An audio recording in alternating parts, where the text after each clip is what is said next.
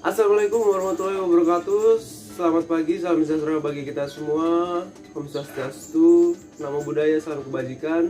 Perkenalkan, nama saya Yani Rismawan, mahasiswa dari Fakultas Pertanian, jurusan Ilmu dan Teknologi Pangan, konsentrasi Manajemen Industri Pertanian. Baik, pertama-tama saya akan menjelaskan sejarah dari sistem kecerdasan buatan. Sebelum kita masuk ke dalam pengertiannya, saya akan menjelaskan sejarahnya terlebih dahulu, yaitu pada tahun 1956, di mana pada masa tersebut mulai dilakukan riset awal mengenai teknologi kecerdasan buatan. Nah, namun masih sangat sederhana. Kemudian masuk dalam tahun 1960-an, Amerika Serikat mulai memperhatikan pada teknologi sistem kecerdasan buatan yang dicetuskan satu dekade sebelumnya. Nah, salah satu contoh kecerdasan buatan oleh Amerika Serikat pada masa itu adalah teknologi Defense Advanced Research Project Agency atau disingkat DARPA.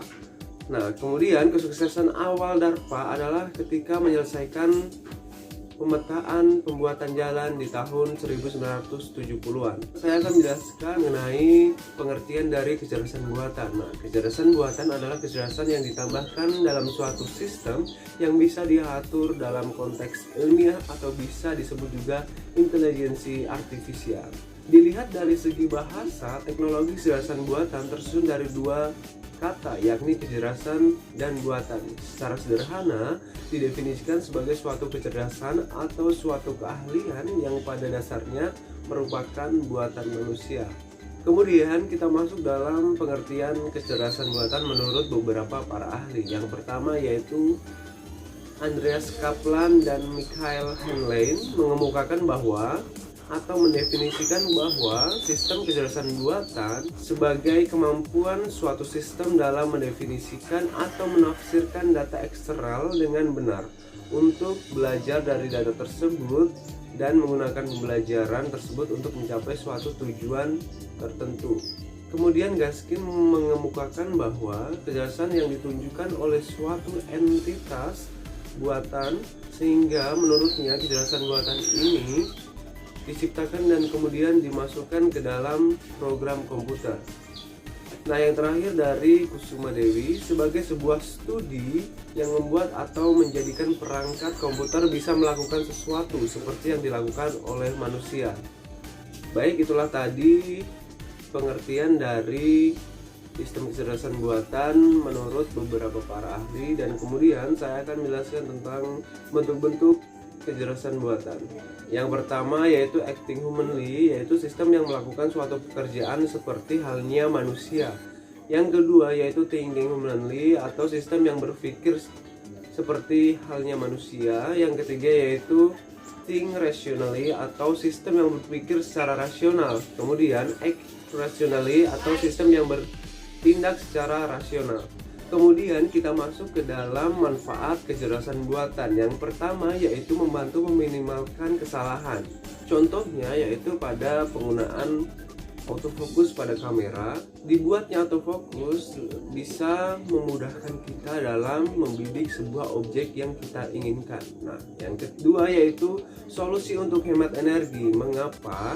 Karena sistem kecerdasan buatan ini contohnya yaitu pada sebuah perkantoran atau perusahaan yang menggunakan sistem otomatis mematikan lampu, sehingga ketika tidak ada aktivitas di dalam ruangan tersebut, lampu akan secara otomatis mati.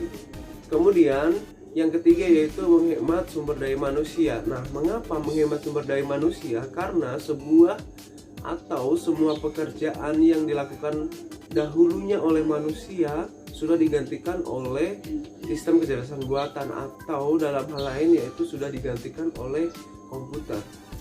Yang keempat yaitu berperan dalam eksplorasi kekayaan alam. Yang kelima yaitu bermanfaat di bidang kesehatan. Telah ditemukannya berbagai alat yang dapat mendeteksi penyakit yang diderita oleh manusia. Berikut adalah contoh penerapan kecerdasan buatan. Yang pertama yaitu fitur kategori email masuk di Gmail. Yang kedua yaitu prediksi pencarian di Google. Nah, prediksi pencarian di Google ini yaitu ketika kita mengetikkan suatu keyword atau kata kunci, dan maka informasi yang kita cari akan muncul di dalam lembar Google tersebut. Kemudian yang ketiga yaitu teknologi deface di dalam Facebook. Nah, ketika kita mengunggah foto bersama teman-teman yang berteman dengan kita di Facebook, wajah tersebut akan terdeteksi dan secara otomatis orang-orang yang ada di dalam foto tersebut akan ditandai di Facebook tersebut. Kemudian yang keempat yaitu fitur chatbot di website dan aplikasi. Nah, ini misalnya dalam sebuah aplikasi belanja online, misalnya Shopee, Lazada atau Tokopedia, di mana di sana menyediakan fitur chat kepada penyedia barang dan jasa, dan kita sebagai pelanggan menanyakan apa-apa saja yang dapat diselesaikan untuk barang tersebut sampai ke kita. Itu merupakan kecerdasan buatan chatbot di aplikasi atau website. Yang berikutnya yaitu asisten virtual seperti Google Assistant, Siri, atau Alexa. Nah, itu tadi adalah pemaparan singkat tentang sistem kecerdasan buatan atau intelligence artificial. Nah, semoga pemaparan dari saya bisa bermanfaat bagi kalian, dan saya mengucapkan banyak terima kasih kepada kalian yang telah sedia menonton video ini. Jangan lupa untuk teman-teman share supaya teman-teman kalian yang lainnya dapat melihat informasi ini melalui video ini, dan sampai jumpa.